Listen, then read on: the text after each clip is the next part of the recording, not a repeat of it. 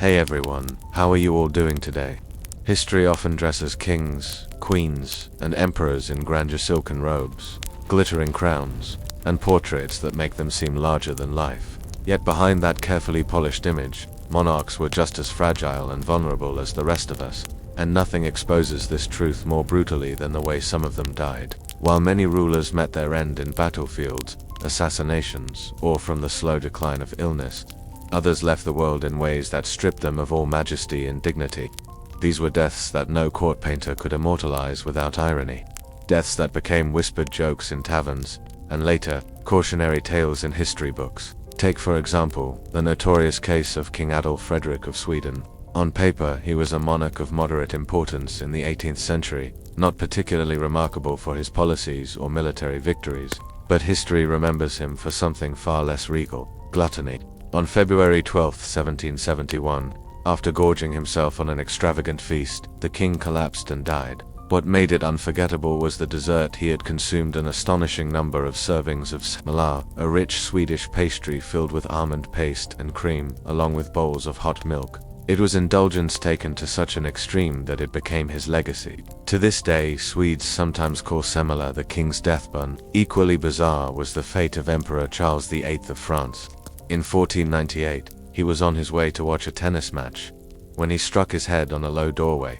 At first he laughed it off, thinking nothing of the bump, but hours later he collapsed and never regained consciousness. To think that a French king, who had commanded armies and sat on a throne of power, was undone not by war or poison, but by poor architecture, it almost reads like satire. Then we have the tale of King Edmund Ironside of England, whose death in 1016 has long been shrouded in rumors. One of the most repeated accounts claims he was assassinated in an outhouse, stabbed while relieving himself. If true, it means one of England's kings met his end in the most undignified of settings. A cruel reminder that even rulers could not escape humiliation in their final moments. These stories spread quickly through courts and taverns alike, often retold with a mix of shock and dark humor, because nothing punctured the aura of divine monarchy more effectively than a death that revealed how fragile, how ordinary, even a king could be. If there is one thing history teaches us, it's that death does not always respect dignity. Some monarchs, despite their crowns, wealth, and armies, exited the stage of life in ways that turned grandeur into ridicule. Equally strange was the death of King I of Hungary in 1063. The king had ordered a throne to be built higher and grander than any before, a symbol of his majesty and power. Yet, during a ceremony, the raised platform collapsed beneath him, crushed by the very seat of his authority. Fate seemed like a grim allegory written by history itself. The throne that lifts you up can just as easily bring you down. Another tale wrapped in irony comes from King Louis III of France in 882, while chasing a woman through the streets. An undignified activity for a monarch to begin with. He attempted to ride his horse through a doorway. He struck his head on the lintel, fell, and died shortly afterward. The young king's life ended, not in a glorious battle, but in a pursuit driven by folly and recklessness. His story was retold for generations, less as tragedy and more as a lesson in the dangers of unchecked impulses. These were not merely accidents, they were reminders that kings and emperors, wrapped in robes of silk and authority, still walked a fine line between majesty and mockery. Death, in its impartial cruelty, stripped away their illusions and exposed them as fragile as any peasant. Among the strangest royal deaths in history, few rival the story of King George II of Great Britain, who met his end not on the battlefield or in a palace bedchamber, but in his private lavatory. In 1760, at the age of 76, George sat upon his commode when he suddenly collapsed from an aortic aneurysm. For a king who had ruled over an empire that spanned continents, to die in such a humble and humiliating setting was a cruel twist of fate. Court chroniclers, struggling between respect and honesty, delicately recorded the details, but the truth lingered. Even monarchs could not escape life's most human vulnerabilities. Then there was Emperor Claudius of Rome, whose reign had been marked by political intrigue, reforms, and endless manipulation by those closest to him. Yet his death was as absurd as it was sinister. In 54 AD, he was allegedly poisoned by a plate of mushrooms served by his wife Agrippina, who wanted to secure the throne for her son Nero. To later Romans, the tale of Claudius became infamous. The poisoned mushrooms turned into a grim proverb. A powerful emperor, reduced to helplessness by a meal he trusted. And we cannot forget the ill-fated King Alexander of Greece, who in 1920 met his death not through assassination or war, but by infection from a monkey bite. While trying to break up a fight between his dog and a pair of monkeys in the palace gardens, the young king was bitten. At first, the injury seemed trivial, but infections set in, and without modern antibiotics, his condition worsened. Within weeks, the king was dead. His absurd fate sent shockwaves across Europe and reminded observers that chance, not conspiracy, had undone him. In each of these cases, thrones proved no shield against the unpredictable comedy of mortality. A mushroom, a monkey, or a moment of frailty could unravel the life of a king just as surely as the sword of an enemy. These deaths were embarrassing not only because of how they occurred, but because they shattered the illusion of royal invincibility.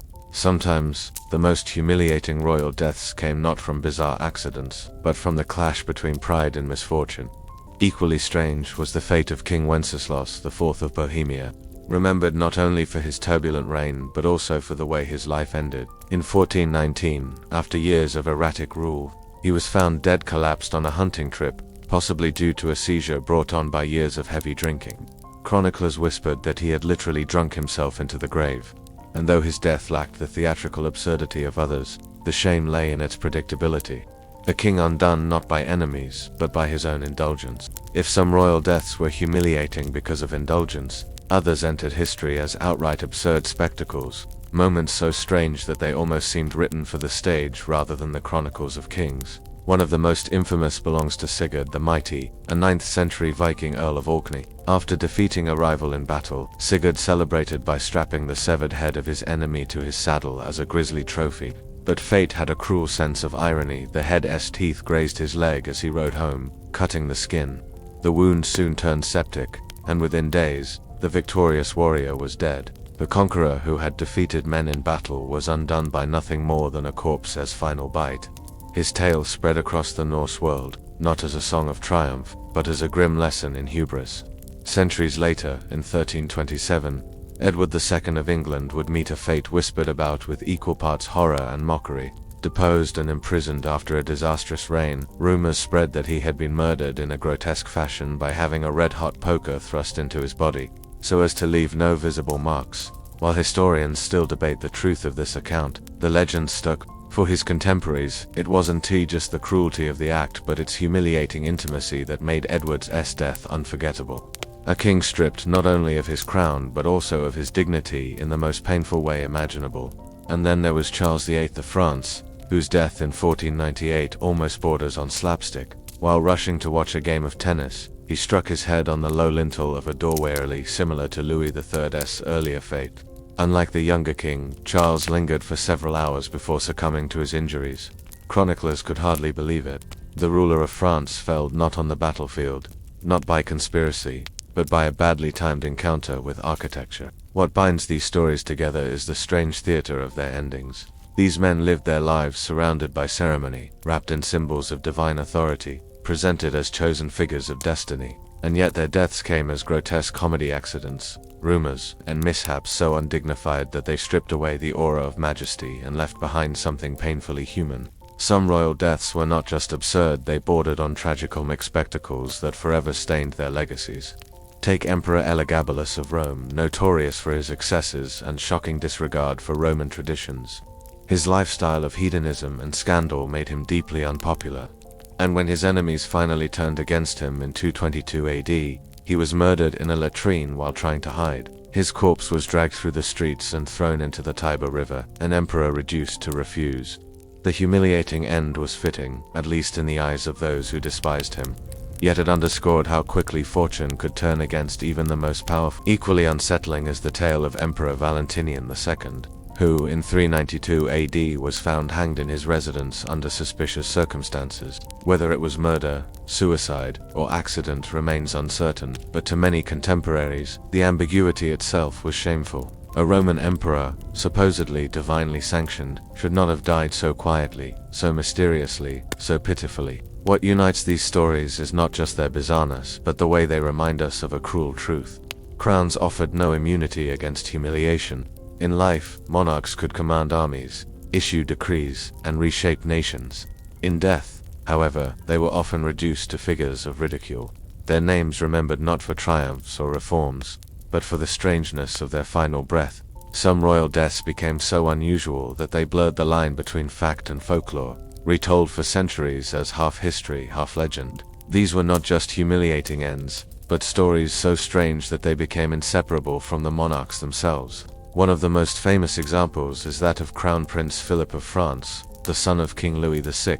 During a tournament in 1131, Philip fell from his horse not because of a lance or an enemy knight, but because a stray pig darted into the streets of Paris. His horse stumbled over the animal, throwing the prince violently to the ground. The heir to the French throne, trained in the arts of war and honor, was undone by a pig wandering loose in the city. Chroniclers later used the story as a symbol of divine irony. Even princes could be humbled by the lowest of creatures.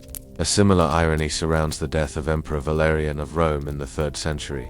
Captured by the Persian king Shapur I, Valerian's fate became the subject of one of antiquity's most humiliating tales. According to accounts, he was forced to serve as Shapur's human footstool when the Persian mounted his horse. After years of captivity, Valerian is said to have died in chains, his skin later stuffed with straw and displayed as a trophy. Whether exaggerated or not, the story lingered as one of the most shameful ends ever suffered by a Roman emperor. And then there was King Martin of Aragon, whose death in 1410 was the stuff of grim comedy. After a large dinner heavy with game meat, the king was said to be stricken with violent indigestion. As he lay in bed, trying to recover, he was suddenly seized by uncontrollable laughter at a joke told by his jester. The combination of bloated stomach and hysterical laughter proved fatal. He died laughing, literally. For a king, it was perhaps the strangest way to leave the world, caught between discomfort and joy, ending not in solemnity but in absurdity. These tales, preserved across centuries, remind us that history often remembers not the triumphs of rulers, but their falls, in some cases, quite literally. Not all embarrassing royal deaths came from accidents or strange circumstances. Sometimes it was the body itself that betrayed its master, leaving behind a story that mixed pity with ridicule. Take the case of King James I of Scotland, who in 1437 met a fate both violent and humiliating. Assassins broke into his chamber, and in a desperate attempt to escape, James tried to flee through a sewer tunnel that had once served as an escape route. But in a cruel twist of irony, he himself had ordered the tunnel sealed years earlier to prevent tennis balls from getting lost. Trapped by his own decision, he was cornered and killed. Chroniclers later seized on the bitter irony. The king's obsession with small comforts had cut off his own path to survival. Another example lies with Byzantine Emperor Romanos II, who in 963 supposedly died after a night of excessive drinking and gluttony. Some whispered that he was poisoned, others that he was simply overcome by indulgence. Either way, his sudden death at a young age shocked Constantinople, but the manner of it, whether drunken collapse or poisoned cup, left his image tarnished. For a ruler of the fabled Byzantine court, his legacy was stained not by conquest or intrigue, but by overindulgence at the table. And then there was the death of Charles II of Navarre in 1387. Remembered not for valor but for a grotesque accident in medicine. Afflicted with illness, he was swaddled in sheets, soaked in brandy as a supposed cure. But when a servant accidentally set the sheets aflame with a candle, the king burned alive in his own bed. Chroniclers describe the scene with horror, yet also with a sense of grim irony. A monarch who sought healing through luxury was consumed by the very remedy meant to save him. In each of these tales there is something hauntingly human. Kings who commanded armies, emperors who held empires, and rulers who bent nations to their will, or brought down not by enemies on the battlefield, but by their own bodies, their own choices, or by chance. As history marched forward, the pattern repeated itself again and again. Monarchs meeting ends so bizarre or humiliating that their deaths overshadowed their reigns. One infamous tale is that of Philip III of Spain, who in 1621 succumbed not to war or assassination, but to a fireplace. Stricken with fever, he sat too close to the flames. Court etiquette was so rigid that no servant dared move the chair without permission, and the appointed attendant was away. By the time help arrived, the king had been fatally overheated. Chroniclers could scarcely believe it. The mighty monarch of the Spanish Empire had died, because his court was too enslaved by ceremony to act. Another strange end befell Ferdinand II of Aragon, co-ruler of Spain alongside Isabella. In his later years, desperate to father another heir, he resorted to consuming an unusual aphrodisiac, dried bull's testicles mixed into a tonic.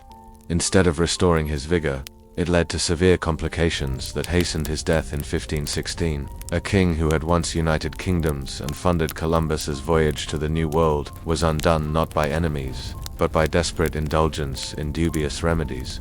And then there was Frederick the Great's beloved nephew, Frederick William I of Prussia, though remembered for his strict discipline and soldier king persona. His death in 1740 was pitifully unmet. Suffering from numerous ailments, including obesity and dropsy, he became so bloated that courtiers whispered about his grotesque condition. In the end, his death was less remembered for the monarch's achievements and more for the undignified spectacle of his failing body. Each of these stories carried a message that spread quickly beyond the palace walls. They were repeated in taverns, gossiped about in markets, and retold in chronicles that mixed pity with ridicule. Because while power could command obedience, wealth could buy loyalty, and crowns could enforce respect, not one of them could prevent the absurd or humiliating hand of death. Looking back at these stories, one truth becomes impossible to ignore. Kings and queens lived draped in symbols of power, yet died with the same vulnerability as any peasant. Thrones, crowns, and armies could shield them from enemies, but not from the accidents, weaknesses, and ironies of existence. Their embarrassing deaths remind us that history is not only about glory, triumphs, and conquests. It is also about the absurd comedy of being human. A king might rule empires, dictate laws, and command soldiers, but a single misstep on a staircase, a poisoned dish, or the bite of an animal could erase the illusion of invincibility. Perhaps that is why these tales endure. They strip away the glittering veneer of monarchy and leave us face to face with a deeper lesson. Power is temporary, pride is fragile, and death is the great equalizer. No matter how high we rise, no matter how grand our titles, we are all bound to the same fate. In this sense, the humiliations of kings become philosophical mirrors for us all. They remind us to hold our ambitions lightly, to laugh at the vanity of human grandeur, and to recognize that dignity lies not in how we die, but in how we live. Because when the final curtain falls, whether in a battlefield, a palace, or an outhouse, what endures is not the comedy of our death, but the truth of our humanity.